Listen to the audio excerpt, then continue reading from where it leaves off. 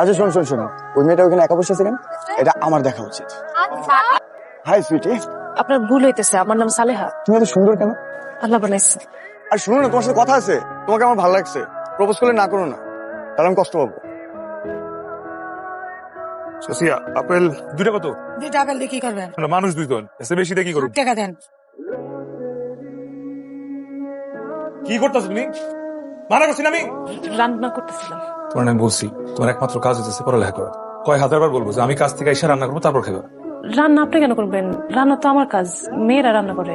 রান্না ভাই গাম কি কইছে? কেন তুমি আর আগে আমি রান্না করি নাই? চুপচাপ পড়তে বসে আমি দেখতেছি। তোমার এটা দুটা জিনিস আছে, ধরো। আমি গিয়ে 1 লাখ খাবো না। আপনার একটা, আমার একটা। তাহলে আমার একটা, আমি তোমার একটা। আপনার সবকিছু কি আপনি আমার এমনি দিয়ে দিবেন? আমার আছেই বাকি, তুমি ছাড়া। যদি আমি হারাই যাই? হারাই যেতে ইচ্ছা করলে হারাই যাবো। আপনার কোনো সমস্যা নাই? সমস্যা থাকুক আর। তুমি ভালো থাকলে তুমি ভালো থাকো। আল্লাহ আপনার কি দিয়ে বানাইছে? তোমার যা দিয়ে বানাইছে আমারও তাই দিয়ে বানাইছে।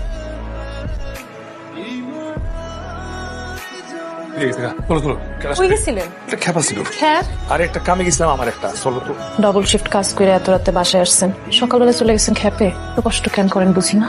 আর তো কিছু বুঝতে হবো না, খেলাতে দিয়ে দেবো। এগুলো করেন আমার জন্য, আমার পড়াশোনার খরচ জোগাড় করার জন্য।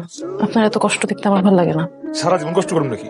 তুমি যখন পড়ালেখা করে পাশ দিয়া বড় অফিসার তখন আমি হমু গিয়া কি? আমি হমু রাজা, আমরা হমু রাজা রানী। চলো চলো, দেরি হয়ে গেছে।